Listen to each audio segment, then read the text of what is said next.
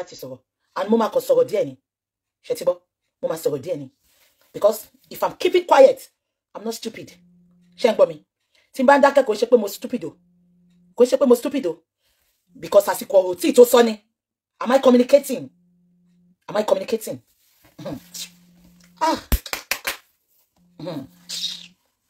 èèyàn kan pè mí if you all tí gbogbo yín bá rí nǹkan kan tẹ́ bá notice ṣé ń gbọ́ mi gbogbo yín máa notice pé àtijọ́ tí mo ti ṣe chat ní 2 Saturdays ago yẹn ẹ notice pé mo dákẹ́ mo wo everybody.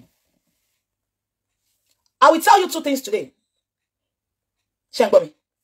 Either you take it or leave it. Ẹ fi sọ́wọ́ sí yẹn má fi jẹun. Gbogbo nǹkan tí bá sọ lẹ́ni is going to come to pass. I can assure you that. Ṣé ń gbọ́ mi? Ẹ jọ̀ọ́ bá mi share video yìí mo ní pẹ́ ńbẹ̀. Èèyàn kan pè mí ṣé ń gbọ́ mi. Ó ní wọ́n ti ṣe judgment pé ipò ní kí èmi Sister Comfy, Baba Mohbad, Yomi Fabiyi, at another person. Ipe ká má sọ̀rọ̀ nípa Ashana mọ́. Ashana ò ní kúre. The fact pé mo ti ní mi sọ̀rọ̀ justice mọ́. Ashana ò ní kúre. Kò wá ní dá fún Judge Tanimola tó ní kí má sọ̀rọ̀ ẹ̀. Judge tó sọ pé kí má sọ̀rọ̀ nípa ikú gbóná ló máa kú. Kò ní kúre. Tó bá fi pé mo sọ̀rọ̀ nípa ẹ̀. Ẹ fún mi ní court letter. Tẹ́ ẹ bá wá fún mi court letter. Ẹ máa gbé gbogbo ọmọ yín sí ni. Àdàbí tó bá jẹ́ pé mo dédé bọ́ síta wá sọ̀rọ̀. Ẹ̀yin olórí burúkú ẹgbẹ́ ẹjọ́ yín wá sórí íńtánẹ́ẹ̀tì ẹni kí n má dá sí ikú ló máa pa yín Ashana ó máa ṣọ́kú ni ó ní jèrè láyé ò ní jèrè lọ́hùn mo ti bẹ́ẹ̀ tẹsẹ̀ bọ́ mi ìbẹ́ jaja justice for Mohbad mọ́ o tó bá wò mí dáadáa tó bá fi pé mi jọ bàbá Mohbad oníjẹkújẹ tó jẹ́ pé òun ni Mohbad sọ fún pé òun ká ọmọ Mohbad sọ fún bàbá Mohbad pé òun ká Ashana àti ọkùnrin tó ń bá sùn nínú ilé Madian house ọmọ yẹn nítorí ìjẹkújẹ tí bàbá Mohbad máa jẹ tá a bá sọ tọrọ ọmọ yẹn tún ni Mohbad mú wá fún yín pò ń fẹ́fẹ́ ẹ wá jẹ́ kó fẹ́ ẹ wá kó orí burúkú bá gbogbo àwọn Nàìjíríà lẹ́ni ẹ wá kó orí burúkú ẹ kó bá wa ẹ mú olórí burúkú ajáde apẹ̀rẹ̀ ọmọ tí gbogbo ayé ṣépè fún ẹ wá kó wá bá wa bàbá Mohbad ẹ tún wá ṣe yẹn tán jẹ́jẹ́ la jókòó ẹni wọn pa yín lọ́mọ kagbèdá yín now listen to me and listen good all of you bàbá Mohbad èèyàn kan pè mí ṣé ń gbọ́ ìgbà tí bàbá Mohbad ní infantry tó sọ pé a máa fi orí gba ìpè lọ sílé tá a bá mọ nǹkan tá a ṣe ẹni yẹn pè mí ó ní BJ sit down ẹ gbọ́ nǹkan tí mo sọ o ó ní BJ jókòó mo fẹ́ analyse nǹkan kan fún ẹ lọ́sàn-án ó ní Bukky ó ní abiyamọ ní gbogbo wa ó ní abiyamọ ní gbogbo wa ó ní kò sí abiyamọ tí ọmọ ẹ máa kú kú òjijì tí ò dẹ̀ ní mọ kú tó pa ọmọ yẹn tó dẹ̀ máa ní close up ìyá Mohbad ya fọ́tò ó ń ṣòṣì kiri bàbá Mohbad náà wọṣọ ó ń kọrin kiri bàbá Mohbad àwọn máa manipulate public a máa sọ pé nǹkan tó ń fi pa ìrònú rẹ ni come off it gbogbo family yẹn mọ ikú tó pa Mohbad ọkàn fi wá ṣeré ni wọ́n mọ nǹkan tó ṣẹlẹ̀ sí Mohbad ẹ má gbàgbé pé bàbá Mohbad said and I quote bàbá Mohbad sọ pé ṣé gbogbo yín wọ́n ti pé kí bàbá Mohbad tó sọ pé Blessing pè mí ó ní Mohbad ti kú kí n kására ẹ bá gbọ́ àwọn onílàkàyè mo bá yọ tí bá rí Bukky please máa gbé yín ṣépè tí bá rí Bukky please máa gbé yín ṣépè àìlè sòótọ́ ọ̀rọ̀ yín òun ló mú bàbá Mohbad tó sọ pé òun máa forí gba ìpè lọ sílé ẹ jẹ́ kí n máa sọ̀rọ̀ mi lọ ìgbà tá bẹ̀rẹ̀ justice bàbá Mohbad sọ pé Blessing pè mí ó ní Mohbad ti kú ṣùgbọ́n kí n kására ẹ má gbàgbé nǹkan kan téèyàn bá pè mí sí pé lágbájá kú ẹni tí mo mọ̀ gan tó bá pè mí pé ó kú kí ni máa béèrè màá ní kí ló pa abẹ́ ẹ̀gbọ́n mi màá ní kí ló pa abẹ́ ẹ̀gbọ́n mi màá ní kí ló pa Blessing wá pé bàbá Mohbad pé Mohbad ti kú ẹ kására ṣé Blessing ò sọ nǹkan tó pa Mohbad ní mo rántí ìgbà tí mò ń pe Tẹ́ni ọmọ ológo mo ní Tẹ́ni ìgbà tí bàbá lọ ẹ̀ ń bá mu sorry ìgbà tí Dàrúṣà gbé bàbá lọ sí court tó lọ ẹ̀ ń bá mu ṣé ń gbọ́ mi ìgbà tó tí Dàrúṣà débé àtàdúrà tó sọ pé bàbá ló ní kọ́ ẹ̀ ń bá mu mo pe Tẹ́ni ẹ pe Tẹ́ni kẹbí mo ní Tẹ́ni ọmọ ológo mo ní ṣe favour kan fún mi mo ní ohun nǹkan mo ní àwọn kan ó sọ fún mi pé àwọn kan ti sẹ́ndì nǹkan tó ṣẹlẹ̀ nínú ilé yẹn sí yín mo ní ẹjọ́ ẹ má jẹ́ kó ti bàbá yìí mọ́lẹ̀ ẹ má jẹ́ kó parọ́ mọ́ bàbá yìí mo ní ẹ bọ́ta kẹsàn nǹkan tẹ mọ́ Tẹ́ni sọ statement kan jọ náà Tẹ́ni ní BJ let me tell you something bàbá Mohbad mọ ikú tó pa Mohbad ẹbí Tẹ́ni ìjà burúkú ni mo bá Tẹ́ni jàǹjọ yìí àmúniláyé kò mọ̀ ṣùgbọ́n with what is happening now I am telling you categorically bàbá Mohbad knows what killed Mohbad Blessing pé bàbá Mohbad ó ní Mohbad ti kú ẹ̀ kására ṣé bàbá òbèrè nǹkan tó pa ni no ẹ sọ fún mi náà ẹ jẹ́ ká wá fìyẹn lẹ̀ o gbogbo yín abiyamọ àwọn tó ti bímọ ni mo ń sọ̀rọ̀ fún sí ẹ̀yin tẹ́ẹ̀dẹ̀ tí bí lẹ́ni 1st of October gbogbo yín lẹ bá bí ẹ máa fọwọ́ sí oṣù báyìí ẹ máa fi pọmọ lára ṣẹ́gbọ́n abiyamọ tọmọ ẹ̀kọ́ kúkú òjijì bàbá ń kọ́ mi ìyá Mohbad ń wọṣọ àwa táwà nínú òkùnkùn tá ń jà ìjà abiyamọ ìjà pọ́mọ yóò lè kú báyìí fún 2 years ní close up ẹ má gbàgbé pé nǹkan tó ṣe milk wa lórí social media yẹn just because we don't have a close up gbogbo wa fẹ́ mọ ìparí nǹkan tó máa end the justice for Mohbad àti náwó àti nọ́ra àfẹ́yẹ́ kó go like that ìtòrí ẹ̀ la ṣe ń pa sí and these people know what is happening. They are playing games of the mind with us. No ẹ sọ fún mi àwa tá a sọ wọn nù gan ara ń ká wa à ń jáde à ń jàjà yẹn bó tẹ̀lé pé àwọn kan fi make owó ni àwọn kan ò já níjà tó tọ́ ìjà ibi ló lé wọn dé justice for Mohbad but àwa tí ọ̀rọ̀ abiyamọ ń ká lára à ń já ìjà yẹn because we want a close up afẹ́mọ̀kú tí Mohbad kú but àwọn family tó involve directly ẹ gbàgbé àṣànánsìn ẹ gbàgbé àwọn àdúrà bàbá àti ìyá ọmọ yẹn wọ́n ṣe bó ṣe wọ́n make it make sense ẹ wá dìyẹn mú ṣé gbogbo yín gbọ́ pé wọ́n ní wọ́n kọ lẹ́tà pé ká má sọ̀rọ̀ ń pa àṣànà mọ́ àṣànà ò ní kúre kò ní dá fún ẹ mo ń sọ fún ẹ pẹ́sẹ́ ìwọ ló pa Mohbad mú kọ́tìlẹ̀tà wá ìwọ ló pa Mohbad ṣọwárí George Tanimola tó dájọ́ yẹn ẹ máa gbé ọmọ yín sinmi pẹ̀lú ògùn Ọlọ́run àdàbí tó bá yẹ pé wọ́n tọ́jú ọ̀rọ̀ wọn sínú ilé wọn tí mo wá dá sí ọ̀rọ̀ tó gbé wá sórí internet ẹni kí n má sọ pa ẹ̀mọ́ Tanimola George ó máa gbé gbogbo nǹkan tó tara ẹ jáde sí ni ìwọ tó dá ẹjọ́ yìí George Tanimola tó dá ẹjọ́ yìí ó máa gbé gbogbo ọmọ ẹ sí ni ẹ̀yin olórí burúkú ẹ̀yin ìka now ẹ jẹ́ kí n má sọ̀rọ̀ mi lọ ṣé rí bàbá Mohbad nǹkan tí mo sọ pé ó mọ nǹkan tó ń ṣe máa sọ fún yín lọ́sàn-án ìgbà tó bá jẹ́ pé ṣé rí bàtà ṣànà ṣé gbogbo yín rántí ìgbà tàbí justice tí àṣànà pé bàbá Mohbad tó bẹ̀rẹ̀ sí ní gbé wọn ṣépè ṣé rántí ẹ bá mi kọ̀ǹkọ̀ ẹjọ́ ẹ tí ò bá láìkì kan tí mo ṣe kókó lórí láì mi because èmi ni ọ̀rọ̀ yìí bàjù mo kábàámọ̀ ìpó bà mí o èmi ni bàbá Mohbad did dirty ṣé gbọ́ mi ẹ bá mi kọ̀ǹkọ̀ ṣé rántí ìgbà táṣànà gbé bàbá ṣépè ṣé rántí lady tó wà ní Amẹ́ríkà yẹn ó single handedly ó gba lọ́yà fún bàbá Mohbad ó ní kí bàbá Mohbad sú àṣànà kí bàbá Mohbad wá sọ fún wa kí ló dé tí bàbá Mohbad ṣe protect àṣànà ẹ̀jẹ̀ ń gbowó à ń dáwọ́ lọ́yà olórí burúkú ṣítù kò arrest àṣànà rí gbogbo nǹkan tó yẹ kí bàbá Mohbad máa ṣe fún àṣànà òun làṣànà ń ṣe fún wa bàbá Mohbad make it make sense ẹ wá lẹ́ẹ̀mọ́kú tó pa Mohbad máa tì kábọ̀ yín lójú I swear to God because ẹ̀yin lẹ́ ń kó gbogbo ìdọ̀tí ìbá mi ṣé gbogbo yín gbọ́ mi ṣá ìgbà tí àṣànà gbé bàbá Mohbad ṣe pé lady tó wà l'Amẹ́ríkà yẹn over $1 million ló sọ fún lọ́yà màá mú rìsíìtì yẹn jáde fún yín ó pe bàbá Mohbad lọ lọ́yà bàbá Mohbad o a ní ká lọ gba neutral lọ́yà kọ́ bá wa sùn mí ipe bàbá tó ṣẹ̀ṣẹ̀ lùsọ ọmọ àṣànà ń gbé ṣépè lady yẹn gba lọ́yà bàbá Mohbad mọ̀ pa lọ́yà yẹn ìgbà tó yá kí bàbá wa kọ́wọ́ bọ̀ bàbá ò ṣẹ̀ṣẹ̀ máa play game pé kó má kọ́wọ́ bọ̀ wéyìí ìgbà tó di pé kí bàbá meet lọ́yà yẹn bàbá ò gbé fóònù wọn ò gbé fóònù bùkún mọ́ for like 2 weeks owó yẹn waste owó lọ́yà yẹn waste máa mú evidence wá fún yín lọ́yà yẹn ti kọ lẹ́tà gbogbo ẹni máa mú síta fún yín mo sọ fún yín pé àsìkò ọ̀rọ̀ tí tó tẹ bá rí mi tí mò ń dákẹ́ mo kàn dákẹ́ ni lọ́yà yẹn ti kọ petition máa mú gbogbo ẹ̀ síta àsìkò tí tó sìn lọ́yà yẹn kọ petition against àṣànà ipò gbé bàbá Mohbad ṣépè bàbá ò ṣe nǹkan bàbá ò dá sí bàbá ò support ẹ̀ ìgbà tó yá lèdí bébì yẹn fi sílẹ̀ ká sọ pé bàbá Mohbad ti sú àṣànà ni for reason best known to bàbá Mohbad kò kọ̀ fẹ́ fọwọ́ kàṣànà àwa wá ń jàjà wèrè à ń jàjà sọnù náà kò fọwọ́ kàn ẹ bẹ gbọ́ o àṣànà bọ́ta ó bẹ̀rẹ̀ sí ní kúrò ojú mọ́ bàbá Mohbad ó sọ pé bàbá ló ní kí nọ́ọ̀sì máa lọ míwàá bàbá lòun ò rí nọ́ọ̀sì sójú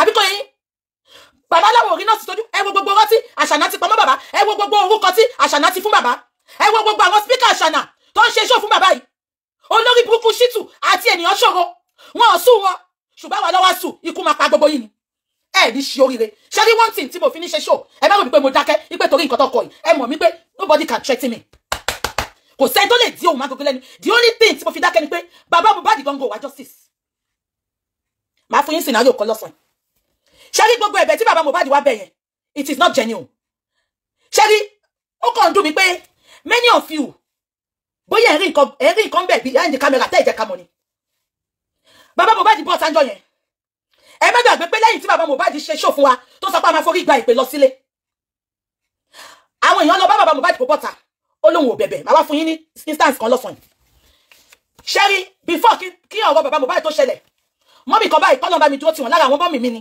àwọn abiyamọ gidi ni mọ́mì yẹn wọ́n ti ń plan towards remembrance Mohbad ṣẹ́gbọ́n mi mo ní fídíò yẹn máa fún yín o nǹkan tí mo sọ yẹn máa fún fídíò ẹ̀ mo ti ní sùúrù pé mo yìí máa ṣe show mi but ṣẹ́rí kí ni court tí mo rí yẹn òun ló bí mi nínú lẹ́ni tí mo fi ní jẹ́ kúkú sọ̀rọ̀ because tí bá dákẹ́ tí bá rí kí ni court yẹn wọ́n á rò bí mo bẹ̀rù ni kò ní bá mi dá fún George Tanimola ẹ jẹ́ ká máa sọ̀rọ̀ ṣẹ́rí mọ́mì kan lára àwọn tó máa ń bá mi support bàbá Mohbad ni wọ́n ti ń plan towards remembrance Mohbad for 2 years yẹn wọ́n ti ń plan towards it mọ́mì yẹn ti ṣe t-shirt wọ́n ti ní kó pín rice kó pín school bag kó pín ìwé I have all the evidence yeah you better fuck off ìwọ tó sọ pé Ìyábọ̀ and co will be laughing with us ṣé ṣí eré ni ṣé Ìyábọ̀ ló gbé mi sínú justice I will block you mo like mo hate kí máa àwọn tí ò ní làákàyè mo ti sọ fún yín pé mi wá ṣe oh ẹ má ti ọ̀rọ̀ sí mi lẹ́nu can you respect this page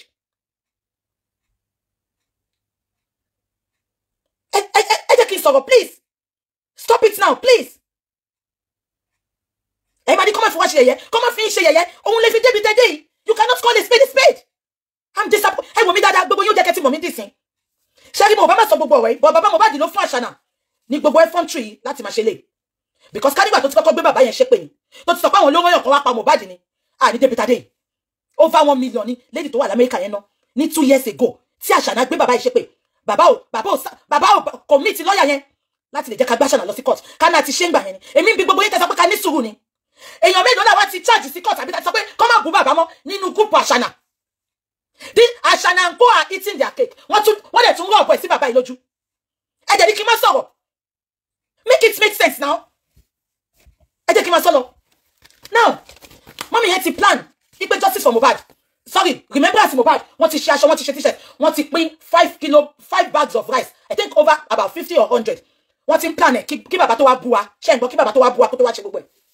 miss so àti táwọn lọ ní kọ́ lọ sí Ìkòròdú kọ́ pé bàbá sọ bí tọ́ máa wá fún wọn wọ́n ṣàpín kinní yẹn níjọ́ Monday tí Mohbad tó pé 2 years mi wà bàbá ti bú wa ń gbà yẹn ṣe mi pé mo sọ kẹ́lẹ̀ mọ́ pé bàbá yìí ẹ̀bẹ̀ tó wá bẹ̀ wá òde nú ẹ̀ mo fẹ́ yọ kinní kan fún yín ṣe mi pé wà tán ṣe tán pín kinní yẹn tán àti táwọn wá ṣe fídíò ó ní bàbá ẹ gbàdúrà fún wọn màá gbé fídíò yẹn síta kẹ́ wo fídíò yẹn ṣe mi pé bàbá couldn't pray for me níbi tí bàbá tó kórìíra mi dé ìtorí pé mo sòótọ́ ọ̀rọ̀ ẹ dẹ̀ má gbàgbé pé ìgbà tí bàbá Mohbad tó kọ́kọ́ wá bú wa tó sọ pé máa forí gbẹ̀gùn lọlé ó sọ statement kan ó ní tí n bá pọ́nyàn lébo yìí ń pọ́nlé tí n bá bínú mo bínú tán ni I will tell you 2 things today I'm not saying this for you not to continue supporting him or for you to stop bàbá Mohbad lọ bá critical thinkers àti kó sign ipe tó ń bá sign àwọn ò ní kówó sílẹ̀ dẹ̀ ní pé kán yọ this man san àbí ṣé ń gbọ́ mi bàbá lóhùn ò ní yọ ìtọ́jú ẹ̀ bàbá bọ́ta wọn wá ṣe show fún wa bàbá ti pe àwọn critical ó ti pe Daddy York lẹ́yìn ó ti pa àwọn kan lẹ́yìn ó ń bẹ̀ wọ́n lẹ́yìn ọwọ́ ní kó bọ́ta kó lọ bẹ̀bẹ̀ ló fi bọ́ta lọ bẹ̀bẹ̀ yẹn bàbá ò fẹ́ bẹ̀bẹ̀ jẹ̀ nílì ẹ jẹ́ kí n máa sọ́nà o now ẹ mẹ́gbàá wípé kí bàbá tó bẹ̀bẹ̀ bàbá lọ sí orí ṣẹ́rí ìwọ tó bá ṣàfẹ́ fayé ẹ̀jà fún justice tètè mọ́ pé tó bá kú sí di justice bàbá Mohbad ò ní gbé ọwọ́ o bàbá Mohbad ò ní gbé ìdí o màá dẹ̀ sọ fún yín lọ́sàn nǹkan tó ṣe débẹ̀ kí ni critical thinkers ò bá ṣe orí platform tó ti raise 80 million fún bàbá within a twinkle of an eye ìtòrí àwọn people yẹn ò tí tó sọ pé kí bàbá ṣe báyìí tí bàbá ò ṣe exactly bàbá dẹ̀ lọ sí platform tó ti ń gbé wọn ṣépè tó ti ń discriminate wọn tó ti ní kó má dáwó mọ́ bàbá ti sáré lọ sí platform yẹn bàbá ti lọ ridicule àwọn critical thinkers bàbá ti sọ pé carpenter ni mí o kò sẹ́ni tó lè force mi oh my god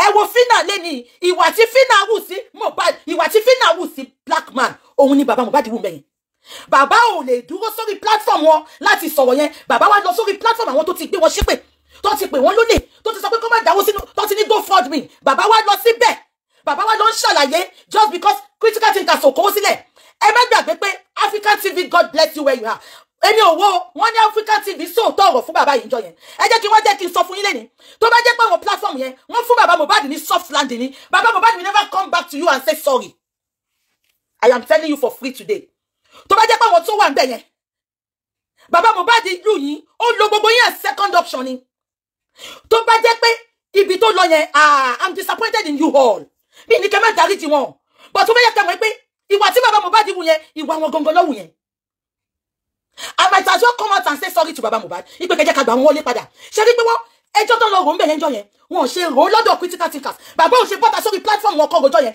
why going to a platform mi ní kẹ́ bá make peace pẹ̀lú anybody But just because you want that money so fast, Baba Mohbad, wọn kì í ṣe ayé bẹ́ẹ̀. Nǹkan tó mú gbogbo yín dẹ̀ ń bú fínà. Tẹ wá ní let's leave Baba, ìkànnì yín. Let's, ẹ jẹ́ ká fi, ó ní tí ìpín bá ń ṣojú, ẹ yọ kẹfì wọn ojú. Abẹ́ gbọ́ mi ní. Critical thinkers tẹ́ máa ṣìtàn wọn náà. Èèyàn púpọ̀ ló form critical thinkers. Bàbá ò tiẹ̀ ní sùúrù. The third day, tí bàbá ti gbọ́ pé mo ṣe ṣọ́ọ̀tì mo ní ẹ má kó owó yẹn fún wọn. Bàbá dẹ̀ bẹ́ lọ síbẹ̀ yẹn. Ẹ wá mọ̀ nǹkan, ẹ mọ̀ the most annoying and disappointing thing nínú gbogbo ẹ̀. Bàbá wá dórí platform yẹn. Bàbá wá sọ pé wọ́n ní kílé tí bàbá ò ṣe lọ sọ́dọ̀ Bẹ̀rẹ̀kẹ̀tẹ̀. Bàbá dáwọn ò lówó mọ́tò. Bàbá ẹ dẹ̀ disgrace gbogbo àwọn tó ń support yín. Bàbá give or take. Àwọn tó ń fún yín lówó oúnjẹ lóṣooṣù tí n bá ní exaggerate wọ́n á fẹ́ tó márùn. Èyí tó dẹ̀ kéré jù tó ń fún yín wọn ó fún yín 50,000. Ẹlòmíì fún yín 100,000 every month. Bàbá ẹ wá lọ sórí platform yẹn ẹ sọ pé ẹ ní owó. Ẹ ní ẹ ní owó mọ́tò. Bàbá Múyìwá mo ti sọ fún yín rí náà. Ìjọ kan tẹ́ ń wá owó. Mo ní ẹ sọ fún Múyìwá kó fún yín lówó. Múyìwá ń ṣiṣẹ́ 7 figures ní America. Múyìwá is earning well in America. Múyìwá ò ní kẹ́ gbà rí. Tí Múyìwá ló máa fún yín 50,000. Ẹ mú evidence síta pé Múyìwá ó fún yín $500 sí rí bàbá. Ṣé ẹ gbọ́ mi ṣá? Bàbá wá lọ sórí platform yẹn. Bàbá ní àwọn ò ní owó. Omi bọ́ lójú mi jọ yẹn. Ṣé bàbá ń fi owó mẹ́wàá jẹun ni? Àní pé ẹ má jẹ́ kí n exaggerate. Àwọn tó ń fún bàbá lówó oúnjẹ lóṣooṣù láti ọ̀dọ̀ mi tí mo mọ̀ tí mo kàn ṣe bíi pé mo mọ̀ fún bàbá. Àlẹ́ tó kéré jù tó fún wọn ló fún wọn ní 50,000 naira. Ẹ bèrè lọ́wọ́ bàbá kí náà fowó ṣe. Mo dẹ̀ tún náà ọmọ mi kan every 2 weeks lọ ṣe shopping 200,000 lọ fún bàbá. Wọ́n ra rice, wọ́n ra epo, wọ́n ra ṣu, wọ́n ra ẹ̀wà. Àtọ̀dọ̀ mi lẹ́ni ẹ̀ náà ti wá. Every 2 weeks or 1 month mo rántí mọ́. Ẹ jọ kí wá ní bàbá fowó ṣe. Ẹ sọ fún mi. Ilé tẹ́ ń gbé kò ṣe pé ìsanwó lé. Mọ́tò tẹ́ ń lò wọ́n rà fún yín ni. Bàbá wá lọ sí platform yẹn. Now ẹ jẹ́ kí wá ṣọ́ọ̀kì tán. Every Abuja tí bàbá ń lọ. There is one woman, God bless her. Tí bàbá bá sọ fún wọn yẹn gbọ́ pé mọ́mì mo fẹ́ lọ sí Abuja. Àǹtí yẹn máa ra ticket. A tún fún wọn níbi tán máa dé sí. Ṣé ẹ gbọ́ mi ṣá? Bàbá wá lọ síbẹ̀. Ṣé bàbá lọ síbẹ̀ láti lè jẹ́ ká look bad ni? Àbí bàbá lọ síbẹ̀ tí kì í pé wọ́n máa dá owó fóun bẹ̀ yẹn? Kí bàbá tiẹ̀ má ní owó gbogbo yín. Ṣó jẹ́ kí bàbá sọ níbẹ̀ pé it was a disgrace. Èló ló fi ń wọ tíkẹ́ẹ̀tì lọ sí Abuja. Bí bàbá ṣe wá rí pé àwọn yẹn ò dáhùn lóhùn, àwọn yẹn bú wọn dáadáa. Bàbá wá ṣẹ̀ṣẹ̀ bọ́ta wá ń bẹ̀bẹ̀. Bàbá, your begging was not genuine. And if that begging was genuine, you came to beg because of what you want to get from the public. Now, mo fẹ́ kí gbogbo yín listen to details. Ẹ lọ gbọ́ fídíò tí bàbá ṣe yẹn. Bàbá ò sọ pé bàbá ò sọ̀rọ̀ nípa SAN. Bàbá ò sọ̀rọ̀ nípa SAN. Kò sọ̀rọ̀ nípa anything. Ẹ gbọ́ nǹkan tó sọ ni. DNA ni mo fẹ́ kí gbogbo yín gbárùkù tù tì mí. They play DNA tó ti mọ bí tó máa yí sí. Ẹni tó bá wùn kó lọ dáwó. Ẹni tó bá wùn kó lọ tẹ́rí sí. Ibi ni máa jókòó sí. Mi ti ṣe show. Mi máa pọ́ta wá ṣe show. Wọn ò tí ì bí bàbá ńlá yálà yẹn nìkan kọ́dá tó máa ní kí n má sọ̀rọ̀. Mo ò tí ì rí ẹni tó bá ní kí n má sọ̀rọ̀. Mo yìí ń bọ̀ wá sọ fún lọ́rọ̀. Ṣàbẹ̀ pé many things tí mo tún sọ fún lẹ́ni mi ti sọ. Nǹkan tó wá bí mi nínú lẹ́ni tí mo fi wá bọ́ta. Wọ́n wá ní Àṣànà lọ sí court. Gbogbo yẹn sọ fún mi. Ṣàbẹ̀ pé olórí burúkú ọmọ afòkúgba ìbátà yẹn. Ìgbà tó bẹ̀rẹ̀ sí ní drag bàbá Mohbad gan tó ń gbé wọn ṣépè. A tún pé bàbá, mo ní bàbá, ẹni kan charge afòkúgba ìbátà. Bíyá olórí burúkú ènìyàn ṣòro, ó sáré lọ bá àwọn Àṣànà ni o. Ṣé wọ́n ti ìjọ yẹn la fòkúgba ìbátà sáré bọ́ta. Ṣé wọ́n ti tó sọ pé òun ò bú bàbá o, òun ò bú bàbá o. Gbogbo nǹkan táwa ti ṣe. Àwọn olórí burúkú lọ́yà tá à ń sanwó fún wọn ò ní ṣe wọ́n wá ní ẹfọ́ntìrì sí wọ́n ní káwọn máa sọ̀rọ̀ ń pa Àṣànà wọ́n George Tanimola ò ní kúre kí ló gbọ́ social media space ló ń pè mí báyìí anything you bring on social media you bring it at your own peril I will talk about it kò hàn bí ìyá alájà yín la the only thing t'Àṣànà máa fi escape lọ́wọ́ mi ni pé mo ò fẹ́ dá sọ́rọ̀ justice for Mohbad mọ́ because all this family they are not even interested to get justice for their son they are just interested because of the money they want to get. I am telling you because they've already know the close up. Want to close up? Lórí ikú Mohbad. I am telling you for free. I am telling you for free. Want to close up? Awala ni close up. Ìtúkẹ́ lọ ṣe play game pẹ̀lú wa because wọ́n mọ̀ pé àwọn ìrówó gbà. Wọ́n mọ̀ pé ẹni tí bàbá Mohbad bọ́ta sọ ni. Bàbá Mohbad ò sọ̀rọ̀ mi. DNA ni bàbá Mohbad ń tẹnu mọ́. Kí ló sọ fún yẹn indirectly? Ẹ má dá sí nǹkan mi. DNA ni kẹ́ bá mi dá sí. Àbẹ́ ẹ̀gbọ́n mi. Ẹ̀gbọ́n mi. Ẹ má dá sí nǹkan mi. Bàbá ò sọ̀rọ̀ lọ́yà yẹn kò sọ pé òun máa lé àbó òun ò ní lé for the 2 years bàbá mo ń bí yín lé nìyẹn ajẹ́ ilẹ̀ ń ṣiṣẹ́ owó yẹn kó tẹ̀lé pé 1 million lẹ́ ń sọ fún lọ́yà yẹn ẹ wá rí lọ́yà tí ò rí nǹkan kan ṣe girlfriend yín gan progress ó sọ náà ó ní ṣítù òṣìṣẹ́ kankan ó ní fáìlì alọ́ba ó ń jù sẹ́gbẹ́ kan ni. Àbẹ́gbọ́ ó ní fáìlì alọ́ba ó ń jù sẹ́gbẹ́ kan ni. ẹ̀dẹ̀ yìí ń bọ́ta ẹni kan máa dáwó síbẹ̀ yẹn. Make it make sense. Wọ́n wá náà gbé wa lọ kóòtù sí ká máa sọ àní kò ní dá fún Tanimola. Judge Tanimola, I will continue to talk about Ashana because apààyàn lẹ. Ìlú tí mo wà yìí gan, tó bá ní homicide case, the first question they will ask is, who was the last person with the deceased? Is that too big for us to ask? Ẹ̀yin olórí burúkú judge ìsọnù tẹkún Nàìjíríà. Is that too big? And you are putting one. Ṣé gbogbo yín ẹ rántí? Ìgbà tó ní kí bàbá Mohbad lọ ṣe DNA. Deni bàbá ò tí sọ ẹni tó fún ní fake DNA tó post yẹn. Bàbá yóò máa padà sọ fún yín. Ta ló fún bàbá ní fake DNA ipe kan lọ ṣe nílùú òyìnbó? Wọ́n dẹ̀ léyìí tó fún àwọn Àṣànà ipe kan ṣe Nàìjíríà. Wọ́n da stamp gbogbo ẹ̀. Ṣùgbọ́n fake tó fún bàbá tó lọ post sórí wall ẹ̀. Tí gbogbo yín náà dùn pọ́n ní kan lọ ṣe nílùú òyìnbó. Fún bàbá ní grace láti lọ ṣe DNA kankan lóyìnbó. I'm telling you for free now. Ẹ má yẹ kó gbé yín mugun. Tó bá yẹ pé àwọn critical thinkers wọ́n pay intelligence sínú nǹkan tí bàbá Mohbad post ìjọ yẹn. Ṣé pé Deni bàbá ọ̀pọ̀ta sọ pé lọ́yà ló fóun o àbí Múyìwá àti P òun lọ́lọ́ gbà ní Olúwọlé tó wá gbé fún wa. Káwa tún máa dáwó pé wọ́n fẹ́ lọ ṣe DNA labroad. Make it make sense. Ẹ bá gbàgbé DNA tó ní kọ́ ṣe, wọ́n ní kí representative ìjọba wà ńbẹ̀. Wọ́n ní kí family ìyá kí representative Àṣànà wà ńbẹ̀. Ẹ wá sọ fún mi, báwo lẹ ṣe fẹ́ lọ ṣe yẹn labroad? Make it make sense. I don't know. Many of you are carried away. The same way that you were carried away when we started justice. We were saying justice for Mohbad. But in the blame one, I feel pé wọ́n fẹ́ fọwọ́ lágbá bàbá lójú ni. Àwa mú gbogbo justice for Mohbad. Àwa change around. Àwa turn sí justice for Baba Loba. Òun ló mú bàbá tó sọ pé lawyer mi. Ẹni tó bá fẹ́ mọ̀ kọ́kọ́ kó pè mí. Baba, it is your audacity for me. You did not ẹ̀yin kọ́ lẹ gba lawyer. Ẹ̀yin kọ́ lẹ gba lawyer. Ẹ jẹ́ kí n clear fún yín sí. Ẹ̀yin kọ́ lẹ gba lawyer. Mo ní Múyìwá ṣe iṣẹ́ 7 figures per month ló ń ṣe ní America. Ẹni kí mi wá mú docket pé ó fún yín $500 wá rí. Má double ẹ̀ fún yín. Even your family cannot support you. The public. Ẹlòmíì ò ní láti Nàìjíríà. Ẹlòmíì ò ní nínú ìnira pé mo gbọ́dọ̀ mọ ikú tó pa ọmọ yìí. Ẹ wá bọ́ta. Ẹ̀yin ni wọ́n fọmọ yín ṣe content. Bàbá, mo máa ń fẹ́yàn ní grapple. Mo máa ń fẹ́yàn ní grope. Mi ní gbàgbé nǹkan tẹ́ sọ yẹn. I swear with my living God. Tí bá tẹ̀ wá ní mo fẹ́ gbàgbé. Bàbá, ṣe léyìí tẹ́ ṣe yẹn. Tẹ́ wá lọ sí ọ̀dọ̀ àwọn ìta. Tẹ́ lọ ń rojọ́ ń bẹ̀. Ìwà yín gangan lẹ fi wọ̀nyẹn. So tó bá jẹ́ pé àwọn ibi tẹ́ ti lọ sọ yẹn wọ́n fún yín ní soft landing. Ní wá bá critical thinkers mọ́. Ẹ wá wo bí àwọn Tanimola tí kú máa ẹni tó sì máa mọ̀lá fún. Thank you. I gave him a long yardstick. Ẹ má gbàgbé pé ojoojúmọ́ ni máa bọ́ta sọ fún gbogbo yín pé tí n bá sọ nǹkan tójú mi nínú justice ẹ̀yin gan ẹ máa ní bí gbogbo yín kò ní lè dúró. Abẹ́gbọ̀n mi. Tí n bá sọ nǹkan tójú mi nínú justice gbogbo yín ò ní lè dúró. But I gave it 2 years. Mo fẹ́ jẹ́ kó jẹ́ pé BG ò ní sùúrù. Ẹ wá gbogbo nǹkan tó ń ṣe. Bàbá lòun wá bẹ̀bẹ̀. Ìgbà tí bàbá wá bú gbogbo wa tó lòun máa gbé wa ṣépè. Múyìwá tẹ̀lé wa náà. Ore pé a ṣe èrè gbàgbé Múyìwá ló wá dẹni tó ń sọ. Ó wá ní kí bàbá bọ́ta. Bàbá ẹ bọ́ta yẹn ṣàlọ́bẹ̀ wọn kẹ́ lè gbowó tọwọ́ yín. Bàbá náà wá bọ́ta. Bàbá ẹ ti jẹ́ kí atẹ́gùn fẹ́ sọ̀rọ̀ yẹn. Ẹ ti sáré bọ́ta. DNA ní kí gbogbo yín gbárùkù tù tì mímọ́ o. DNA ní kẹ́. Ó ti sọ fún yín náà kò ní ìdílé anywhere else. DNA and that DNA is saying it because ó tún fẹ́ manipulate public. Because they know we want a close up. And meanwhile, they all know. Báwo ni yóò ṣe máa kú ẹ jẹ́ ká máa fọwọ́ gbọ́ra wa náà. Ọmọ kú. Kó tiẹ̀ jẹ́ ọmọ tí ò ṣe fún yàn gan. Ó kú. Abẹ́gbọ́ mi.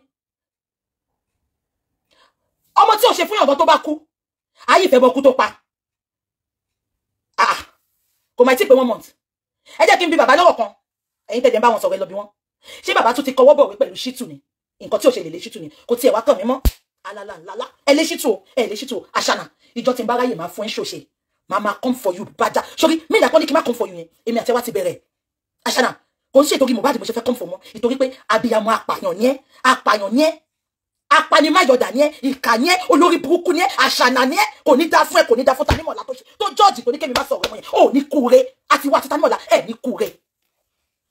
Ẹ̀yin olórí burúkú. Ṣẹ́jú ẹ̀ wá ni. Ó ti rí family yẹn bẹ́ẹ̀ ni. Ó ti rí wọn bẹ́ẹ̀ ni. Ẹ jẹ́ ó dàn fún. Èèyàn kan wà lẹ́yìn rẹ̀ kò mọ́ bọ̀.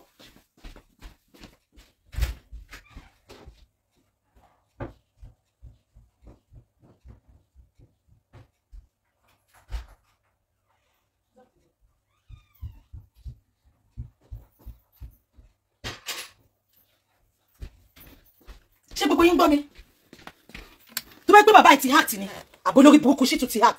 ṣé gbogbo ilé máa ṣẹlẹ̀ sí wa ẹ sọ fún mi náà Àṣànà tún ní infantry ó tún gbé bàbá Mohbad lọ sí court ó ní bàbá Mohbad ó ń tánìṣì image òun àyà máa kọ wọn Nàìjíríà yìí ọmọ kú sí ẹ lọ́wọ́ ìwọ ni last person tó rí ọmọ wọn wá ń sọ̀rọ̀ ànúgbé ṣẹbẹ pé update kóòtù yẹn àmọ́ bàbá pamọ́ra òun àti Shittu jọ ń yọ lọ kóòtù Àṣànà sùn bàbá Mohbad sí kóòtù ó náà ń defame character o ẹ bá mi bèrè lọ́wọ́ Àṣànà tí kò máa ṣọ́kú mọ́ ìyá ìlójú lójijì ẹ bá mi bèrè lọ́wọ́ ẹ pé kí ló tún kù nú ayé ẹ̀ tán bá defame ẹ̀ ìwọ ló gbẹ̀yìn pẹ̀lú Mohbad sínú ilé apanimayọ̀dà olórí burúkú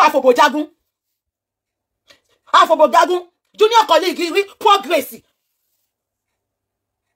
ànígbà tó tún charge bàbá Mohbad tó sùn wọn sí court t'Àṣànà sùn wọn a ti sọ pé kí bàbá ìgbẹ́gbèsè bàbá yóò ṣe kankan wọ́n wá ní Shittu ti lọ ṣe lẹ́yìn kí ló lọ ṣe lẹ́yìn tamọ̀ because tó bá ṣe nǹkan ni tó bá kanta sún Àṣànà níṣẹ́ ń gbọ́ mi Àṣànà ò ní ní infantry kọ́ wá ní kémi sister Comfy Yomi àti bàbá Mohbad ká má dárúkọ Àṣànà mọ́ Àṣànà ò ní kúre mo wá fẹ́ sọ fún ẹ lẹ́yìn even tí n bá ṣe ṣó fún ẹ bá mi cut bí bá kẹ́ bá mi mú dání Àṣànà wàá ṣe ẹ̀sìn ọ̀rọ̀ mi lè look stupid sí Àṣànà àṣírí ẹ̀ ò ní bò kí gbogbo ẹbí alọ́ba kan try láti bò ẹ́ láṣírí kí gbogbo judge Nàìjíríà kan try láti bò ẹ́ láṣírí Àṣànà àdàbí tó wáyé pé ìgbà tí mo wá sínú justice mo wá make owó ni àbí mo wá ṣe fún selfish interest ara mi ṣùgbọ́n tí Ọlọ́run rí gbogbo akitiyan mi tó rí gbogbo backlash tí mo gbà lórí justice for Mohbad Àṣànà tí gbogbo ayé bá bò ẹ́ láṣírí Ọlọ́run á tú ẹ́ láṣírí èmi tí mo ń sọ bẹ́ẹ̀ ni tí àṣírí ò bá tú mo ti sọ fún gbogbo yín ẹ lọ kówó yín pamọ́ bàbá Mohbad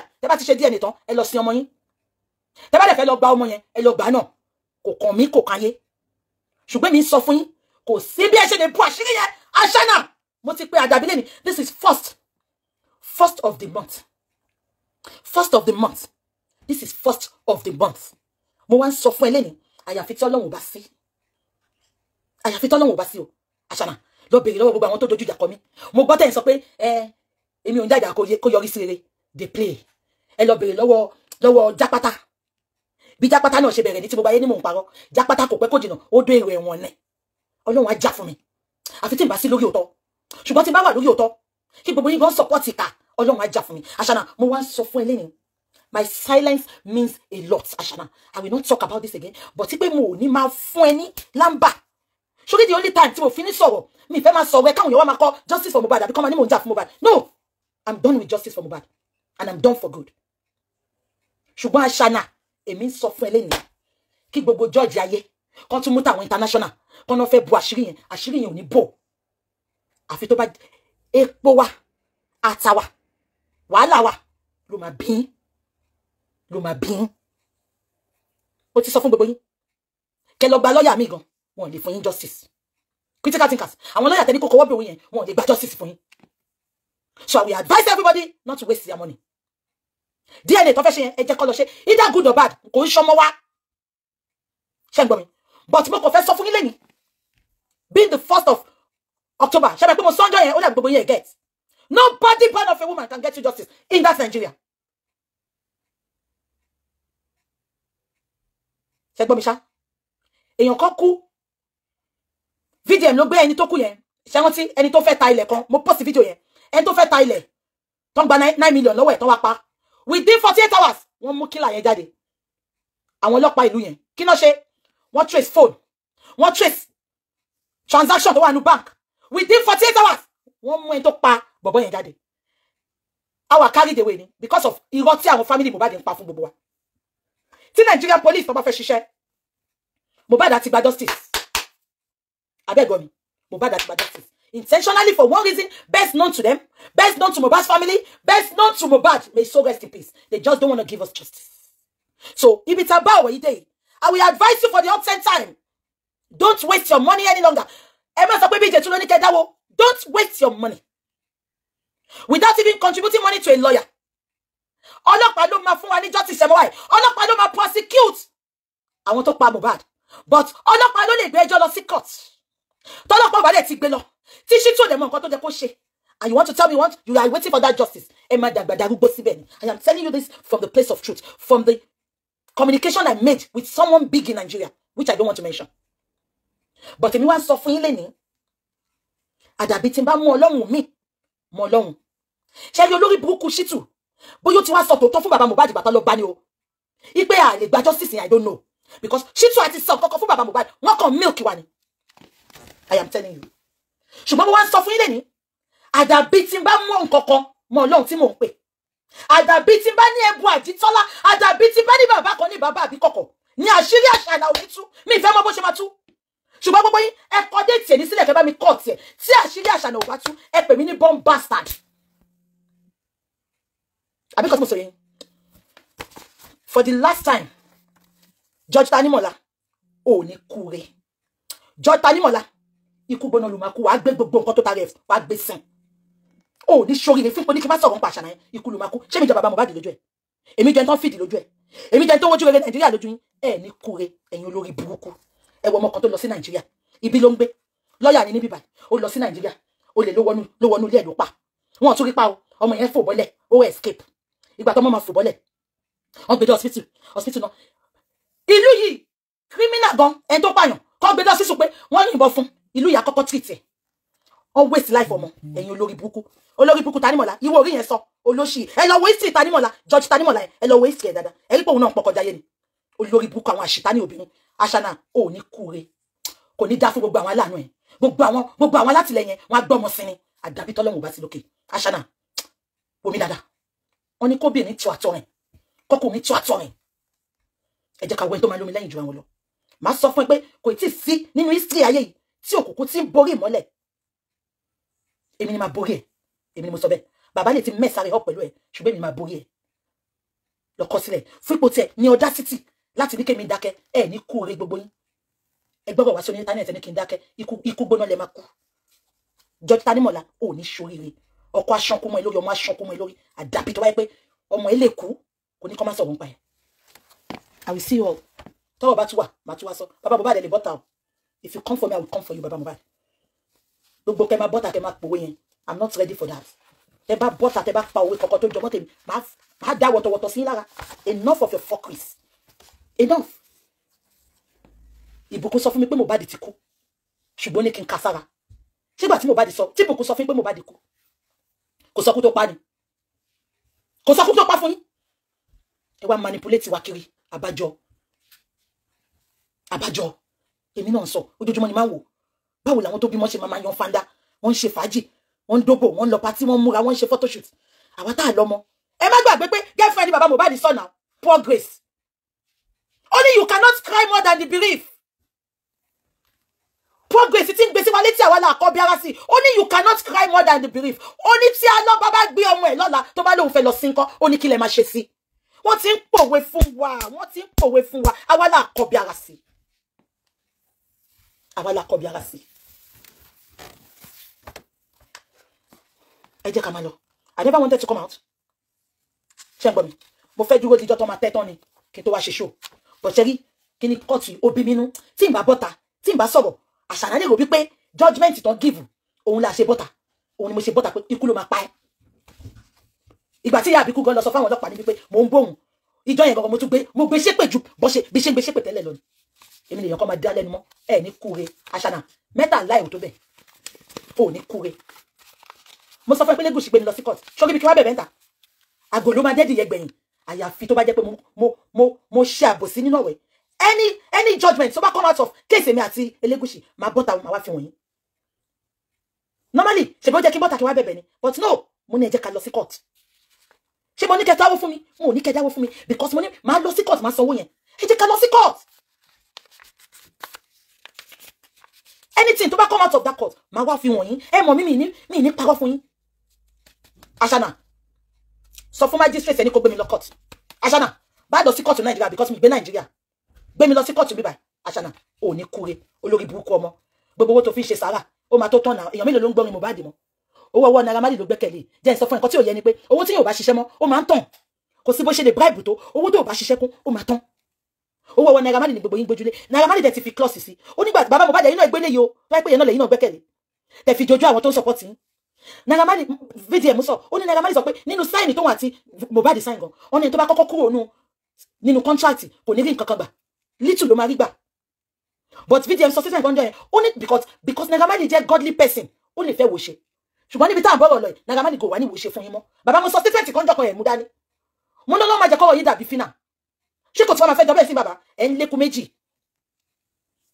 ẹ wo máa tó wà ní Ghana yẹn Uncle Oriyomi ẹ wo máa tó wà ní Ghana yẹn mo mọye millions táwọn Oriyomi Hamzat Ghana radio mo mọye tán dá fún yín náà lórí platform ẹ̀yin gangan máa ń sọ fún mi àwọn máa yẹn dáwó kí lẹ fi sanwó gbẹ̀yìn QH radio God bless you òun náà lẹ ṣe fún wa náà kí ni critical thinkers ti sọ ẹ lọ bá wọn àwọn tó ti bú yín àwọn critical thinkers tẹ́ máa lọ́wọ́ jọ wọ́n bẹ̀ yìí mo máa rántí gbogbo wọn if you come for Baba Mohbad we come for you àwọn lè wá lọ síbẹ̀ lọ́wọ́ ọjọ́ tẹ́ni wọ́n fẹ́ yẹ kí n kọwọ́ bọ̀wé tí n bá tiẹ̀ jẹ́ kápẹ́ńtà orí mi pé bàbá so ká láwọn yẹn fún yín soft landing ẹ ti àgbàgbé àwọn critical nìyẹn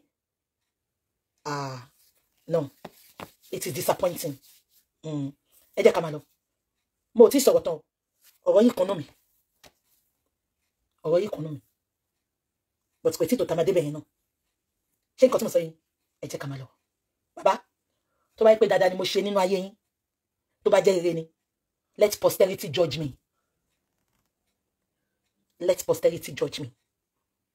gbogbo eré tí mo ti ń sá láti ìgbà tí mo ti dúró tì yín ẹ lọ wò ó tí èmi bá dúró tì yàn mo fẹ́ jẹ́ kó fail mi kì í fẹ́ jẹ́ kẹ́niyẹn fail mo sọ fún yín times without number bàbá mo ní bàbá lè bọ́tà kẹwàá sọ pé mo parọ́ o tàbá ti ń sọ̀rọ̀ bàbá kí n máa sọ fún yín mo ní bàbá kò ń ṣe ìjà justice nìkan mo bá yín jà o after justice kọ́kàn yín balẹ̀ kẹ má máa wá sí orí social media kẹ máa tọrọ jẹ eré tèmi ń bá yín sá nìyẹn bàbá ẹ wá ní tọ́n bá fẹ́ forí gbépè tẹ́ bá fẹ́ ẹ wá náà sọ bẹ́ẹ̀ ṣé kí n tún play fún yín ẹni tó sọ̀rọ̀ kó mọ̀ ẹ̀pọ̀ àwọn kan mọ̀ gbọ́ ọ̀rọ̀ yẹn tóbi bàbá kí ni ò bá ṣẹlẹ̀ nítorí mo ní almost 100 million náà ti sọ fún Sam ẹ bọ́ta náà ẹ jẹ́ ká calculate ẹ wá bọ́ta tó o bá mọ nǹkan kó pè mí ibo ló ti 100 million ẹ jẹ́ mọ nǹkan tẹ́ máa ṣe lẹ́yìn justice for Mohbad tẹ́ má forí gbógun lọlé tẹ́ má forí gbégun lọlé bàbá ẹ lọ gúgùn pa ìlàjẹ ni mí bàbá ẹ ti ní pastor ni ẹ lọ gbójú tọlọ́run ẹ lọ sunkún fọ́lọ́run ẹ mẹ́lọ mo ti pè yín bàbá ojoojúmọ́ máa sọ bàbá pastor ni ẹ lọ sórí òkè kẹ́ lọ gbàdúrà àdúrà ló ń gbà agbára òkè ń gbà ẹ máa ní mo ti ń lọ báyìí mo ti wà lórí òkè mo ń gbàwẹ̀ bàbá ṣe ń gbàwẹ̀ ṣá bàbá ẹ lọ sometimes ọlọ́run fẹ́ ṣí ẹ lórí ẹ pẹ̀lú anybody tí bá dẹ̀ ti rí nǹkan tó ṣẹlẹ̀ bẹ́ẹ̀ yẹn ẹ máa yọwọ́ ni ọlọ́run fẹ́ ṣí ẹ lórí yẹn mo ń sọ fún yín kò sí nǹkan tẹ́ lè ṣe wọ́n máa manipulate everything ẹ lè rí justice yẹn ọlọ́run nìkan ló máa fún wa because ìgbà téèyàn kan tó tún big náà ìdálànà tó analyse àwọn nǹkan kan fún mi ẹ̀rù bà mí ó ní BJ Délé kí wá kú náà ṣọ́n rí mú ni Bọ́lá Ìgè wọ́n pa náà ó ní mélòó ẹ̀dẹ̀ má gbàgbé Lagos State Governor sọ ó ní ṣé Mohbad ló máa kọ́kọ́ kú ni ṣùgbọ́n just because abiyamọ gidi la wa aláàní gbà bá àti ẹ̀ ní power yẹn we lended our voice baba if not for the true justice seekers justice for Mohbad would have been thrown under the bus àwa ẹlẹ wa wò tẹ ní ká forí gbégun lọlé wàláì tẹ́bí mi bá sọ bẹ́ẹ̀ fún mi máa cut ẹ off ni táwa lẹ́yìn mo ní mo cut ẹbí mi off mo bá wọn sọ̀rọ̀ táwa lẹ́ni kankan mo make owó bàbá ti believe pé torí à ń dárúkọ wọn yẹn àwọn fà wọn ṣe content àwọn wo ṣẹ́rí mi tí mo ṣe show láti jọ ṣẹ́rí mi tí mo update nípa ọmọ yín àwọn tó yìn liking àwọn tó yìn believe in me tó yìn mọ̀ pé BJ is always for the truth I will stand by her they will still come and like my post they will still come and comment it is not about you it is about your late son but you made it be about you I got to go ọ̀rọ̀ yìí kúnnú mi o bọ̀ bí n ṣe sọ mi kò tún tí ì ṣe jọ̀rọ̀ ìdí tó kù máa tún sọ níjọ́ tí bá jáde ṣùgbọ́n bàbá Mohbad ẹ lọ sọ fún Sani táyé gbogbo yóò táyé Sani yóò bá fẹ́ bàjẹ́ gbogbo òṣìtọ́kọ ẹ̀ mo fẹ́ rí pé ó reply wọn because eléyìí ò bá ti má ṣẹlẹ̀ ìjọ Táṣànà ti gbé yín ṣépè ẹ má wọrí má lọ gba gbogbo petition tí lọ́ọ̀yà yẹn kọ máa post ẹ̀ gbogbo yẹn rí ìjọ tí mo ti gbé bàbá yìí ṣépè 2 weeks tí Mohbad kú Táṣànà tó ní ẹ̀yin lẹ́rọ̀ yàn kó wá pa Mohbad ìjọ yẹn láti petition ó ní ká má lè níyàn ṣòro ìjọ yẹn láti petition almost 1 million ìbùkún sán bàbá yóò ṣe kankan ìbùkún ò ní get through sí wọn after 2 weeks ìbùkún kan sọ pé BJ I don't want to go into that it seems this man does not want to sue Ashana adẹ̀fílẹ̀ ẹ wo ìyá Mohbad náà ìyá Mohbad dídí bọ́ta ó sọ pé jòsí ló ní kọ́ wá pa Mohbad àtúndí kọ́ sùn wọn ẹ mọ̀ kan tí bàbá àti mú ìwà sọ fún mi mo kúkú wá jíṣẹ́ fún gbogbo yín abẹ́ ti gbàgbé àwọn ò lè sú wọn ọjà tọmọ ti papọ̀ ni olórí burúkú Sànú ò lè sú wọn ṣùgbọ́n ní kí bàbá Mohbad àti àwọn Mohbad máa lọ sótẹ́ẹ̀lì kan lọ́dọ̀ ra wọn ẹ̀yin olórí burúkú dédé àwádẹ́ ìsunkún síbi àná àwa justice gbogbo owó ọmọ Nàìjíríà ti Sànú gbà Sànú ò ní fi ṣe nǹkan rẹ̀ o gbogbo mílíọ̀nù ti dáadáa fún yẹn ò ní fi ṣe nǹkan rẹ̀ ẹ̀wù bọ́ ṣe milk wa ènìyàn ṣòro gba tiẹ̀ why millions Sànú náà tún gba tiẹ̀ millions àdẹ̀ní àárín nǹkan tí Sànú ṣe ẹ change lọ́yà ẹ wá bọ́ tẹ̀lé àmọ́ forí gbé pé make it make sense ẹ jẹ́ ká bí bàbá Mohbad ṣó ti kọwọ́ bọ̀ wé ni ṣe wọ́n bí bàbá ṣe lọ sáìn kan bó ṣe lọ ṣe 30-70 ṣe rántí bó ṣe lọ ṣe pẹ̀lú African TV nìyẹn tó rí ìfísí pa àwọn òjá African TV mo fura pé bàbá ti sáìn kankan ẹ bá sáìn bá má sáìn kò sí ètò kan mi Gurexy pẹ̀lẹ́ oríṣẹ́ mi ò ń gbà mí gbogbo ṣe ọwọ́ ẹ̀ ni mo rí Gurexy you are part of the genesis of this justice for Mohbad tí ò jẹ́ kó rojú tí ò jẹ́ kó ráyè gbogbo yín ẹ̀dẹ̀ bọ́ lọ́hún bẹ̀ gbogbo yín ẹ̀bọ́ lọ́hún bẹ̀ ṣe rí gbogbo owó tẹ fi pẹ̀ máa rí tẹ fi ń da gbogbo ẹ̀rú yẹn ẹ̀ ní rí tó bá dẹ̀ tẹ̀yìn lọ́wọ́ ẹ̀ ní fi ṣe nǹkan rẹ̀ kò ń ṣe pé gbogbo yín pátá gbogbo wàhálà wa ìlágùn wa ẹ mọ iye tó mí ìṣá kò ń ṣará UK nìkan ló ń ṣará àbọ̀dì nìkan ló ń dáwó àwọn Nàìjíríà nínú kòsíkòsí ìjọ 1000 ìjọ 2000 ẹ múra sí olórí burúkú ni gbogbo yín mi ìdẹ ní blọọkì yín kẹ́ni kankan ní má pè mí ẹ bá pè mí má yẹ ẹ̀yẹ yín gidi gan ni ẹ jẹ́ ká máa lọ mi ti dé ìjọ̀rọ̀ yìí ń bọ̀ ẹ ti bọ́ if you see me coming for somebody there's a lot I want to say but mi ṣe sọ I will reserve my comment till then ìjọ tí mo gbé Gurexy wà ní mi ti fẹ́ sọ̀rọ̀ mi fẹ́ sọ̀rọ̀ nípa yẹn alábòsí ní Gurexy alábòsí you know a lot ìwọ ṣáà ló máa mú lọ́yà wá ìwọ ló máa mú lọ́yà wá Gurexy ìwọ ló máa mú o dẹ̀ sọ statement kan jẹ́ o lè sọ pé tó wọ́n justice kò bá wọn ọ̀rẹ́ ẹja Ọlọ́run máa mú gbogbo yín ẹ bá ti sọ fún wa láti bẹ̀rẹ̀ àbá ti máa waste owó wa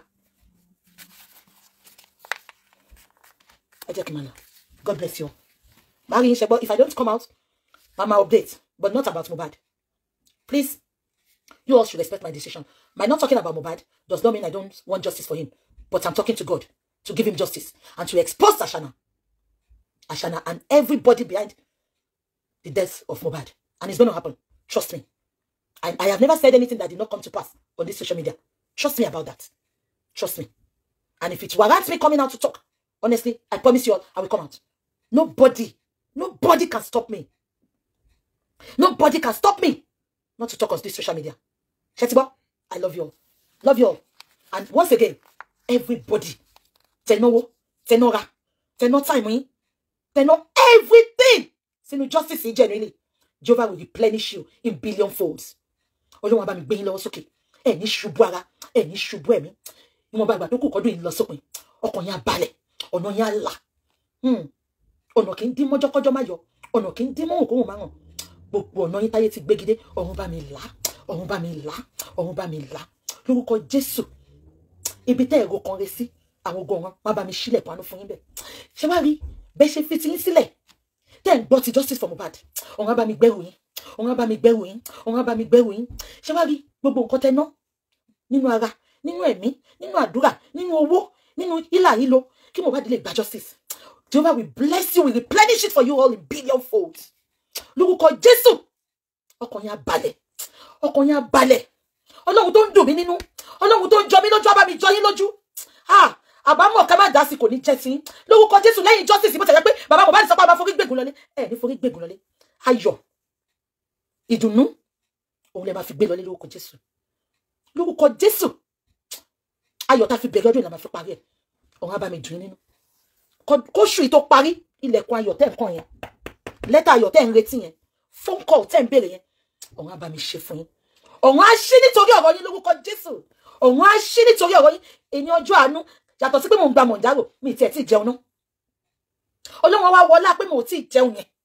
Ọlọ́run bá mi gbàdúrà fún yín á bá mi dùn yín nínú ọkàn yín á balẹ̀ ilé yín á rojú ọ̀nà yín á ráyè ẹ ní ṣìgbé ẹ ní ṣìfẹ́ ẹ ní fọ́ta yín làwọ̀ táwa bá rí olórí burúkú ẹbí kẹ́bí ìyàwó kíyàwó àbọ́kọ àbọ́kọ burúkú tó jẹ́ pọ̀ ta yín ni ọ̀run á bá mi yà yín yà wọ́n lórúkọ Jésù ẹ ní ṣìlẹ̀fẹ̀ ẹ ní tójú ilẹ̀ mọ́lẹ̀ ẹ ní ṣubú ara ẹ ní ṣubú ẹ̀mí ẹ ṣé mo dúpẹ́ o gbogbo bí ṣe jáde gbogbo bí ṣe bá ṣe ti ń pè yín gbogbo bí bá ṣe ń sọ tẹ́ ń dúró tì mí ọ̀run á rọ̀gbà yín ká á dúró tì yín ojú ò ní tì yín tójú bá ń ti gbogbo èèyàn ojú ò ní tì yín ọ̀tá ò ní yọ̀ yín ayé ò ní gbégi dínà yín adènà gbárí ò ní gbáre yín lórúkọ Jésù ọ̀run bá mi join lójú. Ẹ ṣé mo dúpẹ́. From the depth of my heart, I say thank you so much. God bless you all. I love you. I love you. Bye. Bye. Bye TikTokers. Bye. Patronize Lady K. Bye Facebook. Bye. 76 Wentworth Street ní mo wà. Gbogbo èyí tẹ́ bá fẹ́ ra product lè ṣe tí ọ̀nà ṣọ́ràbà. Agogo man power. Tẹ́ bá gbọ́ títọ́. Kékeré ló kù. Kékeré yẹn gan. Ńlá ni mo pín sí méjì fún yọ̀dí. Ló fi kù half. So èyí tẹ́ bá need Agogo man power. Mo sọ fún yín power Agogo yẹn. Tẹ́ bá gbọ́ confirm. Mi ní fún yín lófo. Bí ìgbà tí dáàdì mi kan fẹ́ rajà. Wọ́n ní mo mọ̀ wípé ẹ jìyà kẹ́ tó bí òdò orúkọ yìí ni mo ní bẹ́ẹ̀ ni sà ọlọ́yẹ sòótọ́ fún mi mo dẹ̀ sọ fún wọn pé mo fọwọ́ sọ̀yà ẹgún ọ̀sán pẹ̀lú nǹkan tẹ́ fẹ́ rà lọ́wọ́ mi wọ́n dẹ̀ padà pè mí pẹ́lọpẹ́ I was so surprised. Mo bá sọ fún yín wípé àwọn ọjà kan wà tó yẹ pé tí ìbá confirm ẹ̀ bí níta ó ti àwọn tèmi fúnra bí produce tí mò ń ṣe màá gbọ́ṣẹ́ wò láti wo bó ṣe rí. Yes, ṣó ti bó dáadáa. So, èyí tẹ́ bá need the product iléeṣẹ́ tí ọ̀nà ṣọ́ràbà, èyí tẹ́ bá fẹ́ ra Agogo man power, Nàìjíríà lè máa lọ for now. Because for now, èmi ò lọ́jà kankan tó ń bọ̀ for now. Gbogbo ọjà mi ti dé, ọjà mi kú nílé, tí bá gbé kámẹ́rà lọ́dún léèsì, ẹ máa rí ọjà bí mo ṣe tò jọ sínú kátó. Mi tí ì bí tò sí gan, torí tí ìwọ fi ra ṣẹ́ẹ̀fù tí mo fẹ́ fi tò wọ́n, mo kàn kó wọn jọ sínú ilé síbẹ̀ ni. So, mi lọ́jà tó ń bọ̀ for now. The only ọjà mi tó ń bọ̀ for now Oyin ni. So ó dẹ̀ ti wà lójú ọ̀nà bóyá tẹ̀ ti dé Canada gan débi tí màá ní pé kí wọ́n gbé manpower sí. So kò sí manpower mo for now. Èyí tẹ́ bá mọ̀ pé ẹ fẹ́ jàǹfààní ẹ lè pè mí kí n fún yín ní half tó wà lẹ́ẹ̀sì half wà lẹ̀. So lẹ́yìn yẹn Agogo diabetes yẹn náà ti fẹ́ tán. Gbogbo ẹ̀yin tẹ́ bá ní diabetes ẹ̀yin mọ́mí ẹ̀yin dáàdì tẹ́ bá ní diabetes. My advice is you try Agogo yẹn wò ó ṣiṣẹ́ gan. Ṣẹ́rẹ́ ni tí diabetes yẹn bá ti pẹ́ lára 2-pack lẹ́ máa lò. Ṣùgbọ́n tó bá yẹ pé wọ́n ẹ̀ṣẹ̀ dìtẹ̀tẹ̀ ni 1-pack lẹ́ máa lò tún gbúrú ẹ̀bọ̀. Tún gbúrú ẹ̀bọ̀ tẹ́ bá kàn ti wá lò wá caution àwọn nǹkan tẹ́ ẹ̀ jẹ. Because látara àwọn nǹkan tá ẹ̀ jẹ òun ló fa onírúurú àìsàn àwọn àìsàn wọ̀nyẹn kọ́ lọ́ máa fa àìsàn ṣe wá. So Agogo diabetes wo ṣiṣẹ́ gan. Ẹ̀yin tẹ́ bá láwọn arúgbó tó bá ní diabetes ẹ ra fún wọn ó confirm àwọn èèyàn testify pé yes àjẹbìdán tó mú yes ni fáfàdé ẹ̀yin tẹ́ bá nídẹ̀. Yes lẹ́yìn ẹ̀yin tẹ́ bá nídẹ̀ jewelries ẹ wo jewelry store wà nílé mi tí arrange òun náà tọ̀ mi tí arrange ẹ̀tọ́ àwọn sample ni mo kàn ṣe kó sórí igbá sample ni mo ṣe kó sórí igbá mi tí arrange ẹ̀tọ́. So ẹ̀yin tẹ́ bá fẹ́ ra jewelries wà bọ́ láwọn set of jewelries lóríṣiríṣi 5 ones ó wà gbọ́dọ̀ ní àwọn earring gidi kan without jewelries message. So àwọn earring wà àwọn earring and pendant náà dẹ̀ wà àwọn earring and pendant wà. Ẹ̀yin tẹ́ bá message mi tí bá sọ fún yín wípé mi ò tètè rí message yín ó bẹ́ ṣe gbọ́ popopo yẹn message ló wọlé o message ló wọlé. So àwọn message tó bá lókè sí àti lọlẹ̀ tó yẹ mo máa ń try kí lè tètè wá àwọn message tó ráwọn tó bá fẹ́ rajà. But ẹ̀yin tẹ́ bá message mi tí mi ò tètè respond tẹ́lẹ̀ ní di respond mi ẹ pè mí so tí bá rí miss call á wà easy fún mi láti tètè return call yín. So bó ṣe jẹ́ nìyẹn. So gbogbo ẹ̀yin tẹ́ bá fẹ́ ra wig mo ti láwọn wig tó fine àwọn ṣùkú ọlọ́gẹ̀dẹ̀ ṣùkú Ghana weaving àwọn ṣùkú braid mo ní wig láwọn new design ó ti wà available àwọn ní new type àwọn tí mi tiẹ̀ ti ra rú ẹ̀rì gbogbo ẹ̀ ni mo ti ní sí. Bákan náà aṣọ mo ti láwọn àdìrẹ Kampala lóríṣiríṣi kìmọ̀ ti wà complete both gèlè àti kìmọ̀ rẹ̀ àti ṣòkòtò ẹ̀ ó ti wà.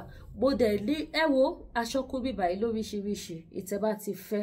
Bákan náà èyí tẹ́ bá fẹ́ ra spiritual items ẹ wo àwọn spiritual items wa ló wà lórí èyí tẹ́ bá fẹ́ ra frame Jésù ẹ fẹ́ ra ti Holy Mary ẹ fẹ́ ra ti Papa Ṣọfà bó ti ní frame náà agogo gbàláwà ẹ lè ra kẹ́ fi ṣe Thanksgiving ní church ẹ lè ra frame kẹ́ fi ṣe Thanksgiving ní church àbí kẹ́ gbé sínú ilé yín kẹ́yìn náà máa ṣe kí ni kẹ́ máa wojú Jésù kẹ́ máa wojú Holy Mary bẹ́ẹ̀. So ó wà bó láwọn frame yẹn lóríṣiríṣi gbogbo ẹ̀ ló wà. Ẹ̀yin tẹ́ bá dẹ̀ ní àwọn nǹkan àánú àwọn nǹkan àṣínà gbogbo ẹ̀yin tẹ́ ti ń wáṣẹ́ tẹ́ ríṣẹ́ gbogbo ẹ̀yin tí nǹkan kù díẹ̀ káàtó fún àwọn nǹkan àdúrà ṣẹ́rílẹ̀ ayé àdúrà ló ń gba agbára kan. O ò lè wà láyé kó ló fẹ́ jẹ́ èèyàn kó má ní àdójúkọ. O ò lè wà láyé kó ló fẹ́ bímọ o fẹ́ lọ́kọ o fẹ́ níyàwó ìwọ náà fẹ́ wà òkè o fẹ́ káwọn èèyàn rí ẹ kí wọ́n rí títóbi ìyanu Ọlọ́run nínú ayé ẹ kí wọ́n fi ọlá ẹ tọrọ kó má ní ògo. O máa ní àdójúkọ kan tàbí méjì tó máa face bọ́lá ó ṣe dá wa nìyẹn.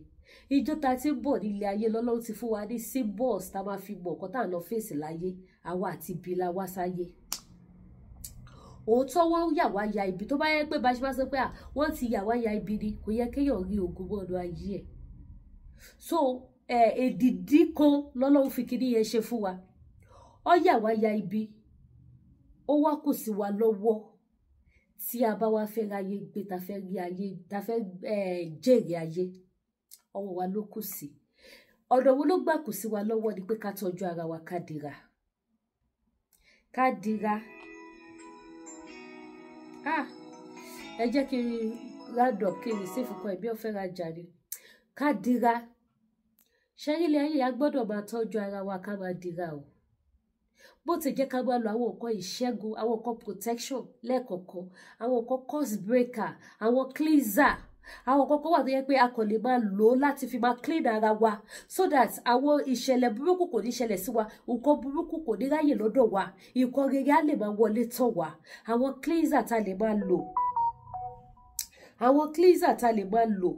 ó wà àwọn nǹkan tó dáa tá lè máa lò lẹ́yìn tó máa jẹ́ ká rí àánú gbà kíṣẹ́ lọ déédéé everything kó máa dá fún wa ká jẹ́ èèyàn nínú ayé ó wà láwọn nǹkan àdúrà kò wá sírú lọ́fíńdà tẹ́fẹ́ tẹ́ ẹ̀ nílé lọ́dọ̀ Lady K gbogbo lọ́fíńdà ni mo ní títí lórí chairman ó wà Holy Michael ó wà Divine Grace ó wà 77 ó wà El Baraka bread ó wà kí ló tún ti jẹ́ miracle gbogbo ẹ̀ Divine Grace gbogbo lọ́fíńdà Miss Paris mo ní size by size 3 size ní gbogbo ẹ̀ ó wà chairman nìkan ní one size ẹ̀ lọ́ ṣe but gbogbo àwọn other ones mélòó lẹ fẹ́ báwo lẹ ṣe fẹ́ kó pọ̀ sí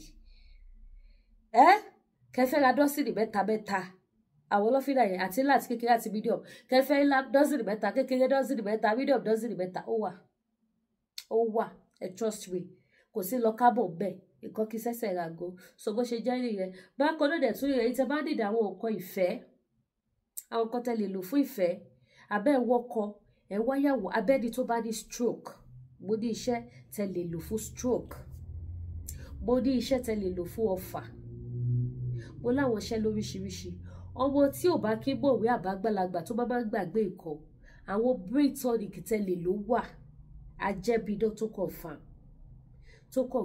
ṣẹ́yìn èèyàn tó bá máa ń mu ìmukúmu ọmọ tó bá máa ń mu ìmukúmu àbí bàbá tó máa ń mu ìmukúmu tẹ́lẹ̀ fẹ́ gbà lọ́wọ́ wọn tẹ́fẹ́ kọ́ gbogbo àwọn iṣẹ́ tẹ́lẹ̀ fún wọn tẹ́lẹ̀ lò fún wọn wà tó jẹ́ pé gbogbo kìíní yẹn máa rò sí wọn máa yọ lọ́kàn wọn gbogbo ìmukúmu tó ń mu yẹn gbogbo ẹ̀ máa stop wọn ní mímọ́ pẹ̀lú ìfẹ́ olùgbàlà kì í ṣe agbára ènìyàn agbára Ọlọ́run rẹ̀ so ẹni tí tẹ́ bá fẹ́ fún spiritual items ẹ contact Lady K Ìfẹ́olúwaṣọ the baby of Yorùbá nation mi nígbà ayé tí ẹ ṣeun gbẹjẹ lọ́ọ̀rì tó ń kọ́lá ẹ tó pé mi bí òun onítọ̀ and I think this is the first time tí máa rí fèsì lórí fóònù mi so ẹ ṣe gan ẹ má gbàgbé láti bá mi ṣe ètò kẹ́dẹ̀ bá mi subscribe sí YouTube channel mi 76 Wentworth Street Hamilton downtown òun ni mo wà ní ìlú Canada kò síbi tí mi ò kí ship ọjà mi sí I ship worldwide I ship ọ̀fẹ́ rajà náà wọ́n ti text